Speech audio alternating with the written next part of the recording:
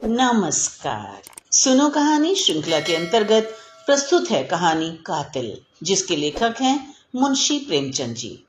जाड़ों की रात थी। 10 बजे ही सड़कें बंद हो गई थीं और गलियों में सन्नाटा था। बूढ़ी बेवा माँ ने अपने नौजवान बेटे धर्मवीर के सामने थाली परोसते हुए कहा, तुम इतनी रात तक कहाँ रहते हो बेटा? रखे रखे खाना ठंडा हो जाता है। चारों तरफ सोता पड़ गया। आग भी तो इतनी नहीं रहती कि इतनी रात तक बैठी तापती रहूं। धर्मवीर हृष्ट पुष्ट सुंदर नवयुवक था। थाली खींचता हुआ बोला, अभी तो 10 भी नहीं बजे अम्मा। यहाँ के मुर्दा दिल आदमी सरे शाम ही सो जाएं तो कोई क्या करे। यूरोप में लोग 12-1 बजे तक सैर सपाटे करते रहते हैं। जिंदगी के मजे उठाना कोई उनसे सीख ले। 1 बजे से पहले तो कोई सोता ही नहीं। माँ ने पूछा, तो 8-10 बजे सोकर उठते भी होंगे? धर्मवीर ने पहलू बचाकर कहा, नहीं, वे 6 बजे ही उठ बैठते हैं। हम लोग बहुत सोने के आदी हैं। 6 से 10 बजे तक 8 घंटे होते हैं। 24 में 8 घंटे आदमी सोए तो काम क्या करेगा? यह बिल्कुल गलत है कि आदमी को 8 घंटे सोना चाहिए। इंसान जितना कम सोए उतना ही अच्छा। हमारी सभा ने अपने नियमों में दाखिल कर लिया है कि मेंबरों को 3 घंटे से ज्यादा न सोना चाहिए। माँ इस सभा का जिक्र सुनते सुनते तंग आ गई थी। यह ना खाओ, वह ना खाओ, यह ना पहनो, वह ना पहनो, ना ब्याह करो, ना शादी करो, ना नौकरी करो, ना चाकरी करो। ये सभा क्या लोगों को सन्यासी बनाकर छोड़ेगी? इतना त्याग तो सन्यासी ही कर सकता है। त्यागी सन्यासी भी तो नहीं मिलते।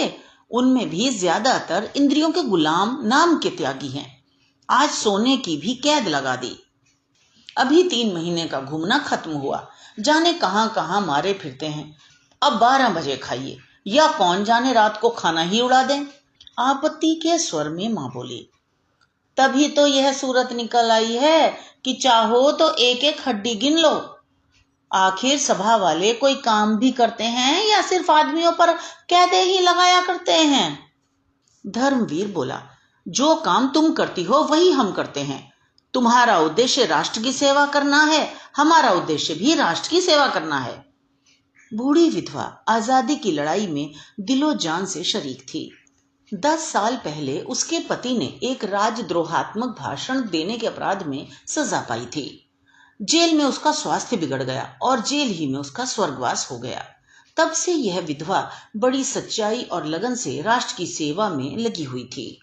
शुरू में उसका नौजवान बेटा भी स्वयं सेवकों में शामिल हो गया था, मगर इधर 5 महीनों से वह इस नई सभा में शरीक हो गया और उसको जोशीले कार्यकर्ताओं में समझा जाता था।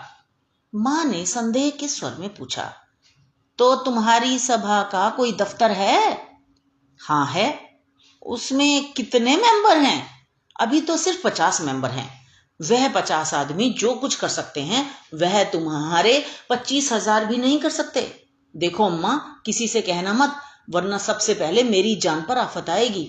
मुझे उम्मीद नहीं कि पिकेटिंग और जुलूसों से हमें आजादी हासिल हो सके। यह तो अपनी कमजोरी और बेबसी का साफ ऐलान है। झंडियां निकालकर और गीत गाकर कौमें नहीं आजाद हुआ करती।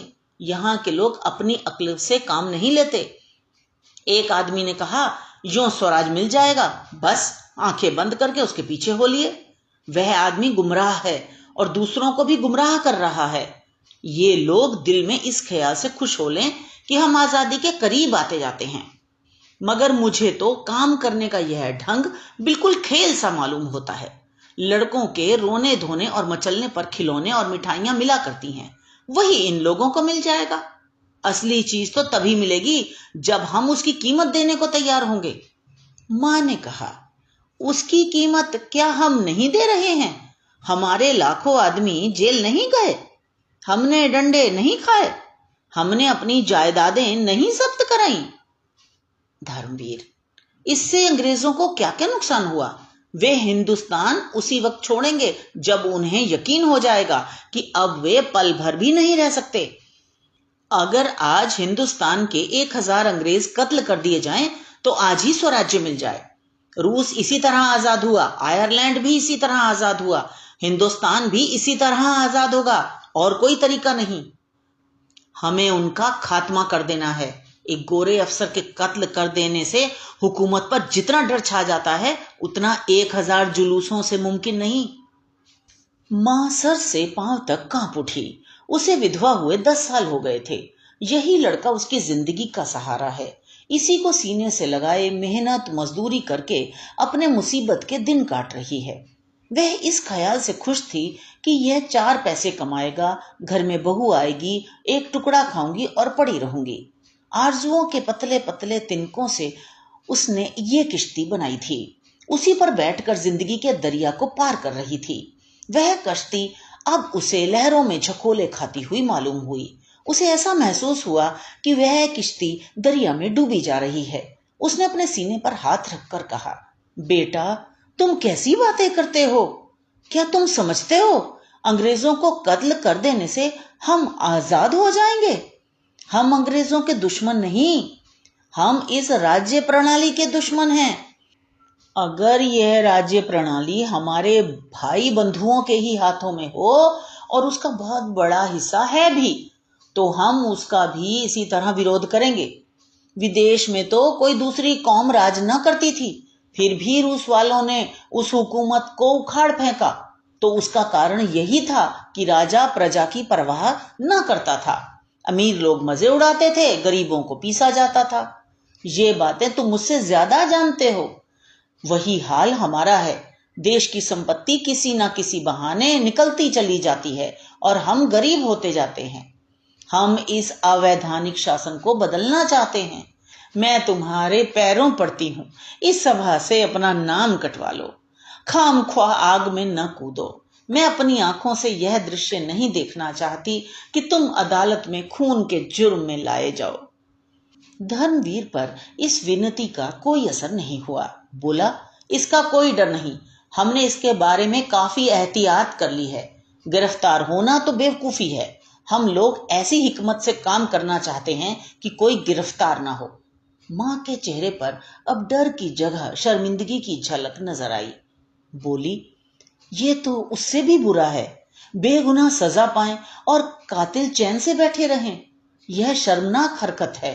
मैं इसे कमीनापन समझती हूँ।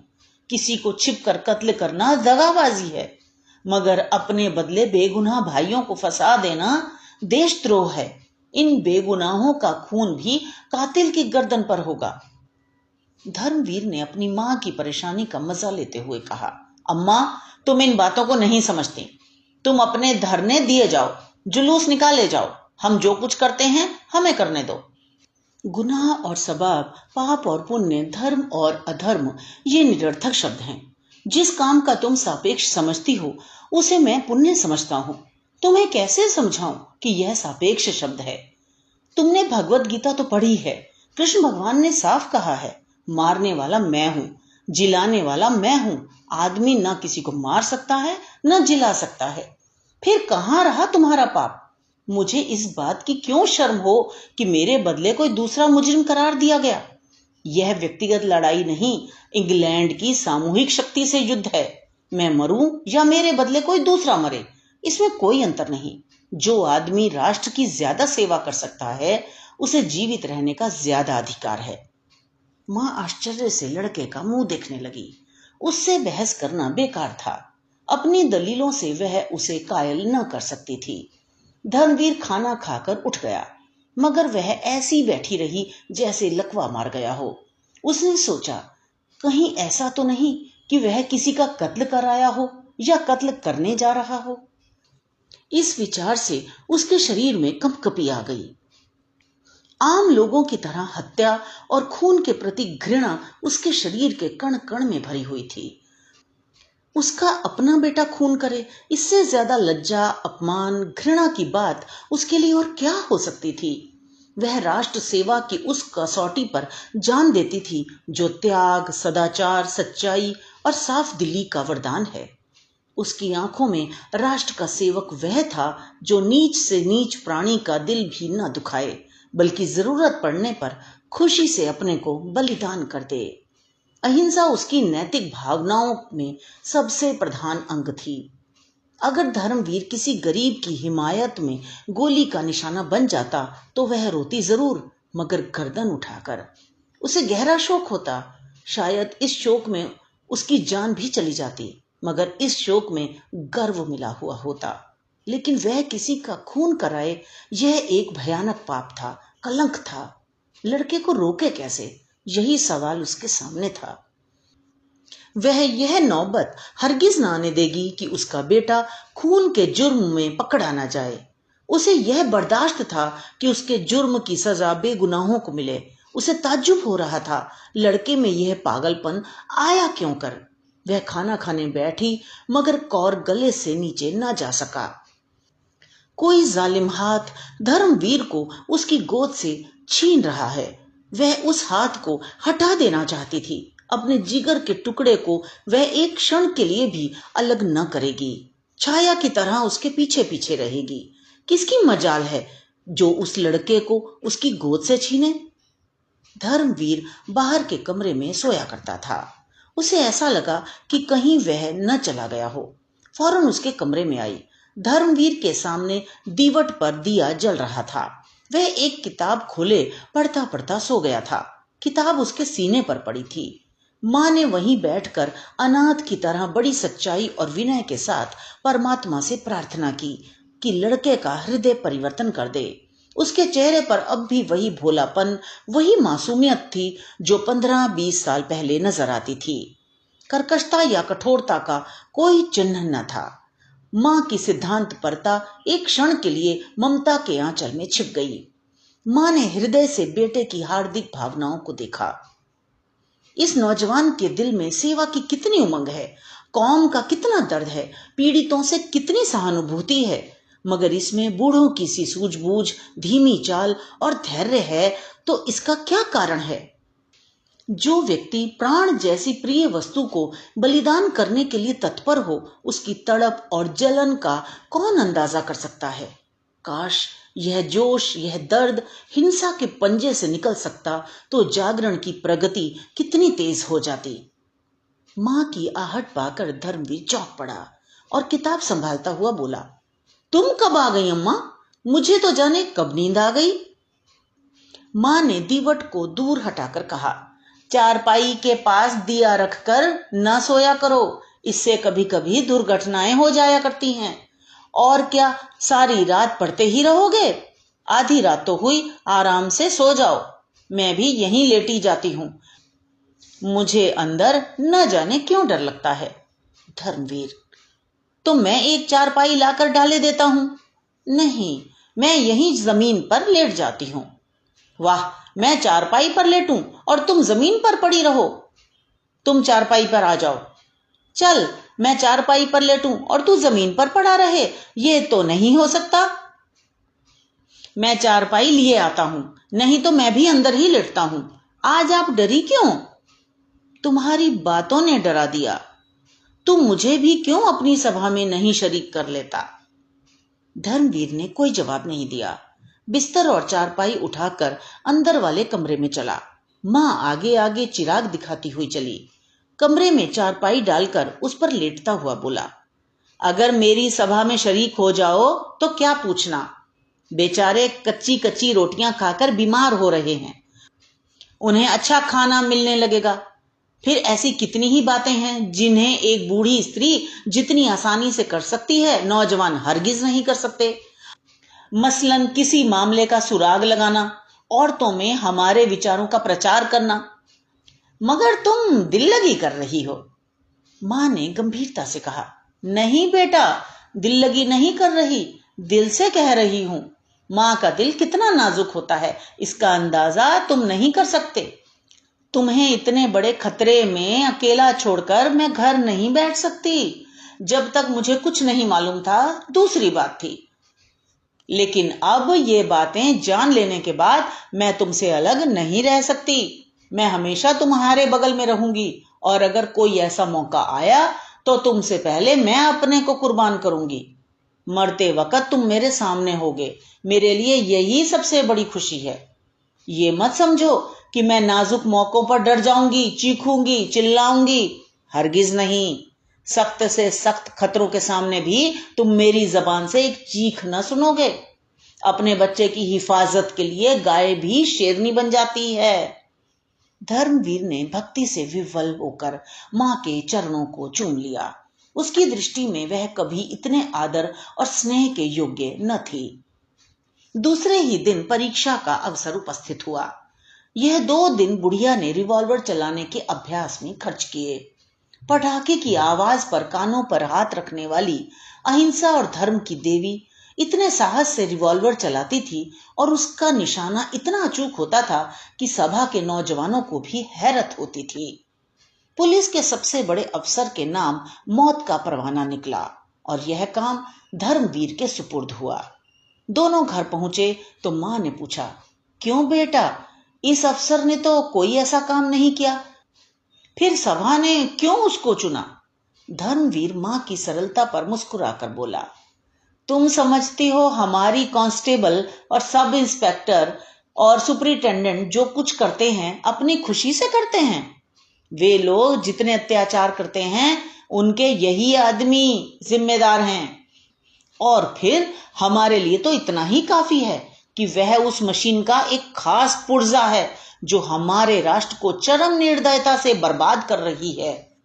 लड़ाई में व्यक्तिगत बातों से कोई प्रयोजन नहीं, वहां तो विरोध पक्ष का सदस्य होना ही सबसे बड़ा अपराध है। मां चुप हो गई। क्षण भर बाद डरते डरते बोली, बेटा, मैंने तुमसे कभी कुछ नहीं मांगा। अब एक सवाल करती हूं, उसे पूरा करोगे?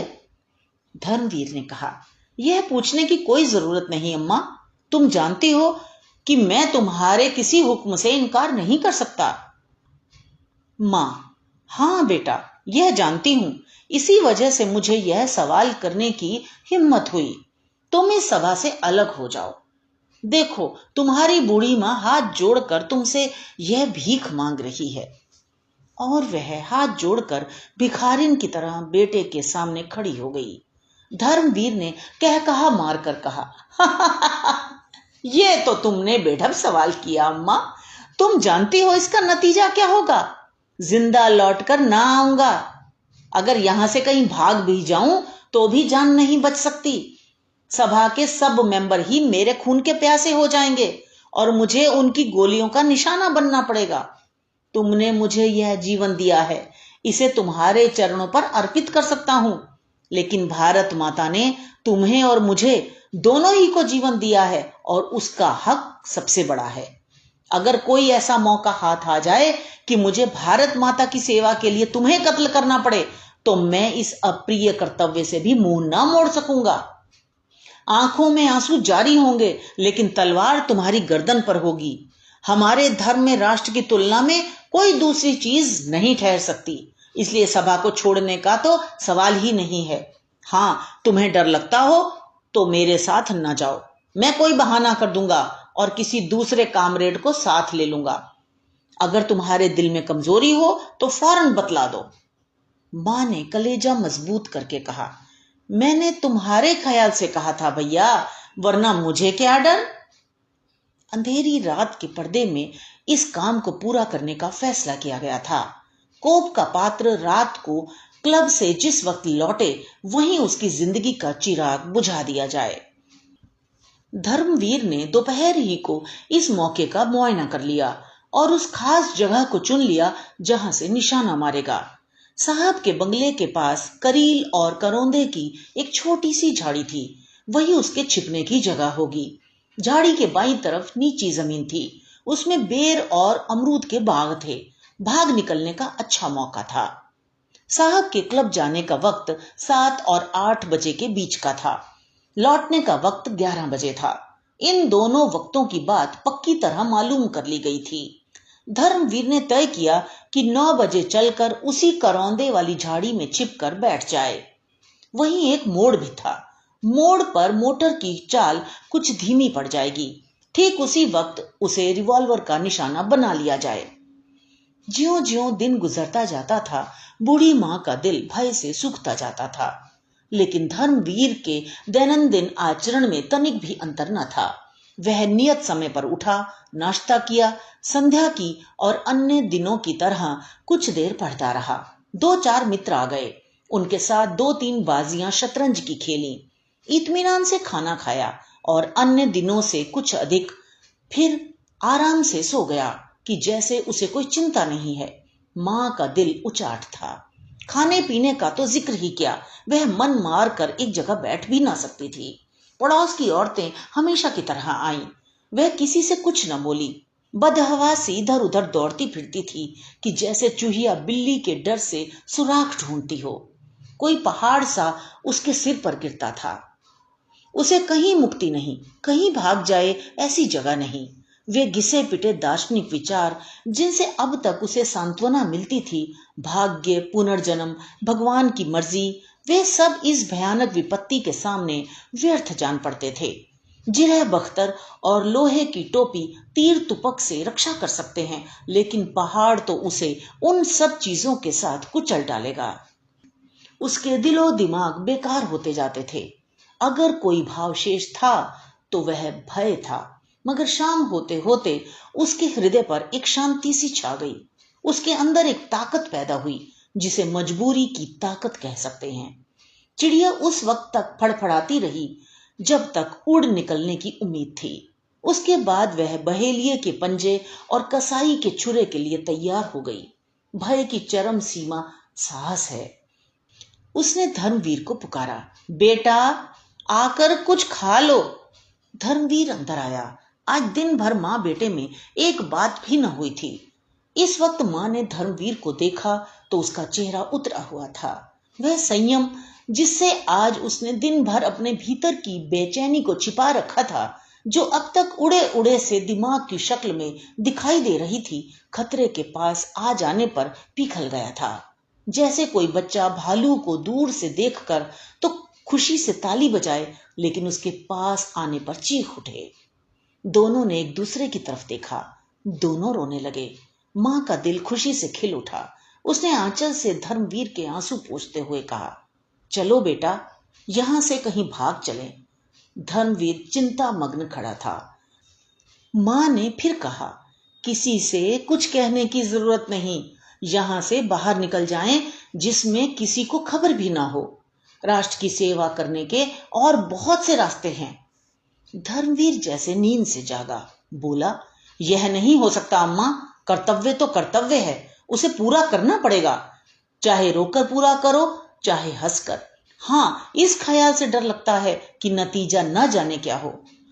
मुमकिन है निशाना चूक जाए और गिरफ्तार हो जाऊं या उसकी गोली का निशाना बनूं, लेकिन खैर, जो हो सो हो। मर भी जाएंगे तो नाम तो छोड़ जाएंगे। क्षण भर बाद उसने फिर कहा, इस समय तो कुछ खाने को जी नहीं चाहता मां, अब तैयारी करनी चाहिए। तुम्हारा जी न चाहता हो तो न चलो, मैं अकेला चला जाऊंगा। मां ने शिकायत के स्वर में कहा, मुझे अपनी जान इतनी प्यारी नहीं है बेटा। मेरी जान तो तुम हो, तुम्हें देखकर जीती थी। तुम्हें छोड़कर मेरी जिंदगी और मौत दोनों बराबर हैं, बल्कि मौत जिंदगी से अच्छी है। धर्मवीर ने कुछ जवाब न दिया। दोनों अपनी अपनी तैयारियों में लग गए। मां की तैयारी ही क्या थी? एक बार ईश्वर का ध्यान किया, रिवॉल्वर लिया और चलने को तैयार हो गई। धर्मवीर को अपनी डायरी लिखनी थी। वह डायरी लिखने बैठा तो भावनाओं का एक सागर सा उमड़ पड़ा। यह प्रवाह, विचारों की यह स्वतः स्फूर्ति उसके लिए नई चीज थी, जैसे दिल में कहीं सोता खुल गया हो। इंसान लाफानी है, अमर है, यही उस विचार प्रवाह का विषय था। आरंभ एक दर्दनाक अलविदा से हुआ। रुखसत, ए दुनिया की दिलचस्पियों, रुखसत, ए जिंदगी की बहारों, रुखसत, ए मीठे जख्मों, रुखसत। देश भाइयों, अपने इस आहत और अभागे सेवक के लिए भगवान से प्रार्थना करना। जिंदगी बहुत प्यारी चीज है, इसका तजुर्बा हुआ। आह, वही दुख दर्द के नश्तर, वही हसरतें और मायूसियां जिन्होंने जिंदगी को कड़वा बना रखा था, इस समय जीवन की सबसे बड़ी पूंजी हैं। यह प्रभात की सुनहरी किरणों की वर्षा, यह शाम की रंगीन हवाएं, ये गली कूचे, ये दरो दीवार फिर देखने को मिलेंगे। जिंदगी बंदिशों का नाम है। बंदिशें एक एक करके टूट रही हैं। जिंदगी का शिराजा बिखरा जा रहा है। ए दिल की आजादी, आओ तुम्हें नाउमीदी की कब्र में दफन कर दूं। भगवान से यही प्रार्थना है कि मेरे देशवासी फलें फूलें, मेरा देश लहलहाए। कोई बात नहीं, हम क्या और हमारी हस्ती ही क्या, मगर गुलशन बुलबुलों से खाली न रहेगा। मेरी अपने भाइयों से इतनी ही विनती है कि जिस समय आप आजादी के गीत गाएं तो इस गरीब की भलाई के लिए दुआ करके उसे याद कर लें। डायरी बंद करके उसने एक लंबी सांस खींची और उठ खड़ा हुआ। कपड़े पहने, रिवॉल्वर जेब में रखा और बोला, अब तो वक्त हो गया अम्मा। माँ ने कुछ जवाब न दिया। घर संभालने की किसे परवाह थी। जो चीज जहां पड़ी थी वहीं पड़ी रही, यहां तक कि दिया भी न बुझाया गया। दोनों खामोश घर से निकले। एक मर्दानगी के साथ कदम उठाता, दूसरी चिंतित और शोकमग्न और बेबसी के बोझ से झुकी हुई। रास्ते में भी शब्दों का विनिमय न हुआ। दोनों भाग्य लिपि की तरह अटल, मौन और तत्पर थे। गद्यांश तेजस्वी, बलवान, पुनीत कर्म की प्रेरणा, पद्यांश दर्द, आवेश और विनती से कांपता हुआ। झाड़ी में पहुंचकर दोनों चुपचाप बैठ गए। कोई आध घंटे के बाद साहब की मोटर निकली। धर्मवीर ने गौर से देखा। मोटर की चाल धीमी थी। साहब और लेडी बैठे थे। निशाना अचूक था। धर्मवीर ने जेब से रिवॉल्वर निकाला। मां ने उसका हाथ पकड़ लिया और मोटर आगे निकल आई। धर्मवीर ने कहा, यह तुमने क्या किया अम्मा? ऐसा सुनहरा मौका फिर हाथ ना आएगा। मां ने कहा, मोटर में मेम भी थी, कहीं मेम को गोली लग जाती तो क्या बात थी। हमारे धर्म में नाग, नागिन और सपोले में कोई भी अंतर नहीं। मां ने घृणा भरे स्वर में कहा, तो तुम्हारा धर्म जंगली जानवरों और वहशियों का है, जो लड़ाई के बुनियादी उसूलों की भी परवाह नहीं करता। स्त्री हर एक धर्म में निर्दोष समझी गई है, यहां तक कि वहशी भी उसका आदर करते हैं। वापसी के समय हरगिज ना छोड़ूंगा। मेरे जीते जी तुम स्त्री पर हाथ नहीं उठा सकते। मैं इस मामले में तुम्हारी पाबंदियों का गुलाम नहीं हो सकता। मां ने कुछ जवाब न दिया। इस नामर्दों जैसी बात से उसकी ममता टुकड़े टुकड़े हो गई। मुश्किल से 20 मिनट बीते होंगे कि वही मोटर दूसरी तरफ से आती दिखाई पड़ी। धर्मवीर ने मोटर को गौर से देखा और उछल कर बोला, लो अम्मा, अब की बार साहब अकेला है, तुम भी मेरे साथ निशाना लगाना। मां ने लपक कर धर्मवीर का हाथ पकड़ लिया और पागलों की तरह जोर लगाकर उसका रिवॉल्वर छीनने लगी। धर्मवीर ने उसको एक धक्का देकर गिरा दिया और एकदम रिवॉल्वर साधा। एक सेकंड में मां उठी। उसी वक्त गोली चली। मोटर आगे निकल गई, मगर मां जमीन पर तड़प रही थी। धर्मवीर रिवॉल्वर फेंक कर मां के पास गया और घबरा कर बोला, अम्मा क्या हुआ? फिर यकायक इस शोक भरी घटना की प्रतीति उसके अंदर चमक उठी। वह अपनी प्यारी मां का कातिल है। उसके स्वभाव की सारी कठोरता और तेजी और गर्मी बुझ गई। आंसुओं की बढ़ती हुई थरथरी को अनुभव करता हुआ वह नीचे झुका और मां के चेहरे की तरफ आंसुओं में लिपटी हुई शर्मिंदगी से देखकर बोला, यह क्या हो गया अम्मा? हाय, तुम कुछ बोलती क्यों नहीं? यह कैसे हो गया? अंधेरे में कुछ नजर भी तो नहीं आता। कहाँ गोली लगी? कुछ तो बताओ। आह, इस बदनसीब के हाथों तुम्हारी मौत लिखी थी। जिसको तुमने गोद में पाला उसी ने तुम्हारा खून किया। किसको बुलाऊं? कोई नजर भी तो नहीं आता। मां ने डूबती हुई आवाज में कहा, मेरा जन्म सफल हो गया बेटा। तुम्हारे हाथों मेरी मिट्टी उठेगी। तुम्हारी गोद में मर रही हूं। छाती में घाव लगा है। ज्यों तुमने गोली चलाई मैं तुम्हारे सामने खड़ी हो गई। अब नहीं भूला जाता। परमात्मा तुम्हें खुश रखे, मेरी यही दुआ है। मैं और क्या करती बेटा? मां की आबरू तुम्हारे हाथों में है। मैं तो चली। क्षण भर बाद उस अंधेरे सन्नाटे में धर्मवीर अपनी प्यारी मां के नीम जान शरीर को गोद में लिए घर चला तो उसके ठंडे तलुओं से अपनी आंसू भरी आंखें रगड़कर आत्मिक आह्लाद से भरी हुई दर्द की टीस अनुभव कर रहा था। तो ये तो थी कहानी। मुझे आशा है आपने आनंद लिया होगा। इसी तरह हमारे साथ जुड़े रहिए। तो मिलते हैं अगली कहानी में। धन्यवाद।